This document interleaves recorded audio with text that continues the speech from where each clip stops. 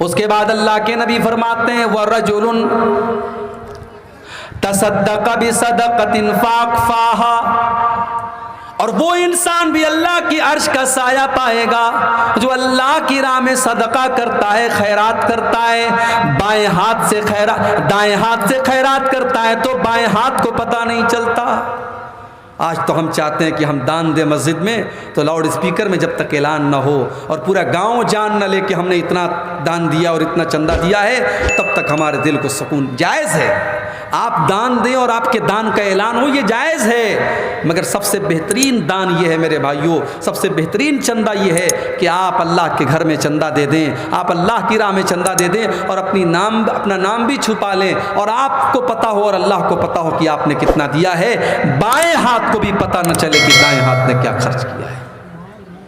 حضرت علی بن حسین، اللہ کے نبی کے نواسے حضرت حسین کے بیٹے تھے، جب ان کا انتقال ہوا، ان کے انتقال کے بعد جب ان کو نہلایا جانے لگا، ان کی پیٹھ کے اوپر بورے کے موٹے موٹے نشان تھے۔ نہلانے والوں کو بڑا تعجب ہوا، یہ تو کوئی محنت کا کام نہیں کرتے تھے، ان کی پیٹھ کے اوپر یہ بورے کے نشان کیوں پڑ گئے؟ جب یہ بات مدینہ کے اندر پھیل گئی تو مدینہ کے کچھ غریب لوگ آئے اور ان لوگوں نے کہا ہمیں پتہ ہے کہ ان کی پیٹھ کے اوپر یہ بورے کے نشان کیوں پڑے ہیں۔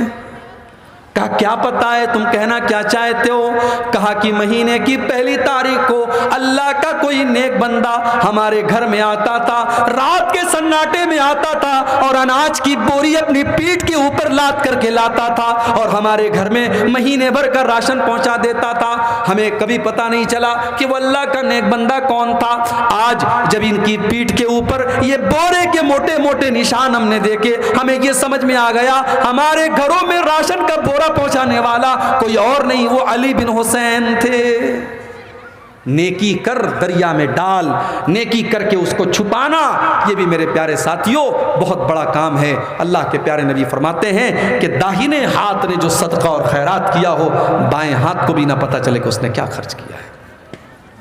وَرَجُلٌ ذَكَرَ اللَّهَ خَالِيًا فَفَاضَتْ عَيْنَاهُ، اور اللہ کی بارگاہ میں اس کے عرش کا سایہ پانے والا وہ انسان بھی ہوگا جو اکیلے میں اللہ کو یاد کرے، جو تنہائی میں اللہ کو یاد کرے اور اس کی آنکھوں سے آنسو بہہ پڑیں۔ کبھی کبھی رات کے سناٹے میں اللہ کو یاد کرو، جب کوئی دیکھ نہ رہا ہو، بند کمرہ ہو، آپ ہوں اور آپ کے رب کے بیچ میں اور آپ کے بیچ میں کوئی رکاوٹ نہ ہو، اپنے گناہوں کو یاد کرو میرے بھائی اور اللہ کی بارگاہ میں آنسو بہا دو۔ وہ آنسو بڑے قیمتی ہیں۔ آج ہم سب چیزوں سے ڈرتے ہیں مگر اللہ سے نہیں ڈرتے۔ آج چوری ہو رہی ہے، بے ایمانی ہو رہی ہے، مسلمان سود کھا رہا ہے، بیاج کھا رہا ہے، لاٹری کے پیسوں سے کھیل رہا ہے۔ کیوں؟ کیونکہ اس کو ڈر نہیں ہے کہ اللہ کو اس کو حساب دینا ہے۔ قرآن کا 30واں پارہ کھولو، اللہ فرماتا ہے وَيْلٌ لِّلْمُطَفِّفِينَ الَّذِينَ إِذَا اكْتَالُوا عَلَى النَّاسِ يَسْتَوْفُونَ وَإِذَا كَالُوهُمْ أَوْ وَزَنُوهُمْ يُخْسِرُونَ۔ بربادی ہے، ویل ہے، جہنم ہے ناپ تول میں کمی کرنے والوں کے لیے۔ جب دینے کا نمبر آتا ہے تو وہ ناپ تول میں کمی کرتے ہیں، جب لینے کا نمبر آتا ہے تو پورا پورا لیتے ہیں۔ اللہ فرماتا ہے الا یظن اولئک انہم مبعوثون، کیا ان کو یہ ڈر نہیں ہے کہ کل اللہ کی بارگاہ میں ان کا حساب لیا جائے گا، کل اللہ کے سامنے ان کو کھڑا ہونا پڑے گا۔ لیوم عظیم یوم یقوم الناس لرب العالمین، کل اللہ تعالیٰ کے سامنے ان کو کھڑا ہونا پڑے گا۔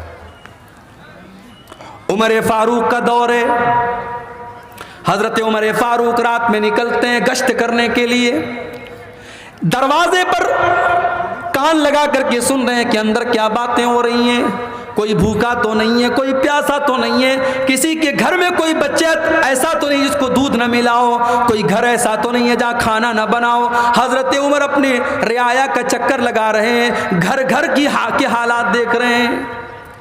ایک مکان کے اندر سے آواز آتی ہے، کوئی ماں اپنی بچی سے کہہ رہی ہے، اپنی بیٹی سے کہہ رہی ہے کہ بیٹی اٹھ اور جلدی سے تو دودھ میں پانی ملا دے۔ بیٹی کہتی ہے امیر المومنین کا آرڈر آیا ہے۔ حضرت عمر کا فرمان آیا ہے کہ دودھ میں پانی ملانا اپرادھ ہے۔ اے امی جان، کیا تم کو پتا نہیں ہے کہ حضرت عمر کا قانون آیا ہے کہ دودھ میں پانی ملانا اپرادھ ہے؟ ماں کہتی ہے بیٹی رات کا وقت ہے، عمر اپنے گھر میں آرام کر رہا ہوگا، عمر کو کیا پتا، تو جلدی سے اٹھ اور تو دودھ میں پانی ملا دے۔ بیٹی جواب دیتی ہے امی جان عمر کو پتا نہیں ہوگا، ٹھیک ہے، عمر کے رب کو تو سب پتا ہے، عمر کا رب تو ہم کو دیکھ رہا ہے، عمر کو تو ٹھیک ہے، عمر کو پتا نہیں چلے گا، عمر کے رب کو ہم کیا جواب دیں گے؟ ہم دودھ میں پانی ملا کر کے بیچیں گے، ملاوٹ کریں گے، تم اللہ کو کیا جواب دیں گے؟ حضرت عمر نے دروازے پر نشان لگایا، صبح کو اپنے سارے بچوں کو بلایا، کہا میرے بچوں، کل رات جب میں گشت پر نکلا تھا، ایک مکان کے دروازے پر میں نے کان لگایا اور ایک نوجوان لڑکی کی باتیں میں نے سنی۔ مجھے نہیں پتا کہ وہ لڑکی کتنی خوبصورت ہے، مجھے نہیں پتا وہ لڑکی کس خاندان کی ہے، کس قبیلے کی ہے، مجھے نہیں پتا کہ وہ دیکھنے میں کیسی ہے، مگر مجھے اتنا ضرور پتا ہے کہ اس لڑکی کے دل میں اللہ کا ڈر موجود ہے۔ اس نے اپنی ماں سے کہا کہ اگر ہم نے دودھ میں پانی ملایا تو عمر نہیں دیکھ رہا ہے، عمر کا رب تو ہم کو دیکھ رہا ہے۔ اس کی یہ بات مجھے اتنی پسند آئی ہے کہ میں اس لڑکی کو اپنے گھر کی بہو بنانا چاہتا ہوں۔ کیا تم میں سے کوئی اس سے شادی کرنے کے لیے تیار ہے؟ حضرت عمر کے ایک بیٹے تھے، ان کا نام تھا عاصم بن عمر۔ انہوں نے کہا کہ اے ابا جان میں شادی کرنے کے لیے تیار ہوں۔ آج کا نوجوان ہوتا تو کہتا ایسے کیسے ہم شادی کریں گے؟ یہ کسی گمنام بھائی نے اپنا نام نہیں بتایا ہے، اس مسجد کے لیے انہوں نے 5000 کا تعاون پیش کیا ہے۔ اللہ تعالیٰ ان کے مال میں، ان کے اہل و عیال میں برکت نصیب فرمائے، ان کے گناہوں کو معاف فرمائے، ان کو ہر مرض سے شفا دے، ان کے دل کی مراد کو اللہ تعالیٰ پوری کرے۔ حضرت عمر کے بیٹے نے کہا کہ ابا جان میں شادی کر لوں گا، میں تیار ہوں نکاح کرنے کے لیے۔ آج کے دور کا نوجوان شادی کرنے کے لیے بھی یہ چاہتا ہے کہ اس کو بالکل ہیروئن کے جیسی لڑکی ملے، چاہے وہ نمازی ہو یا نہ ہو، صحیح عقیدے کی ہو یا نہ ہو، دیندار ہو یا نہ ہو، اس کا کیریکٹر صحیح ہو یا نہ ہو۔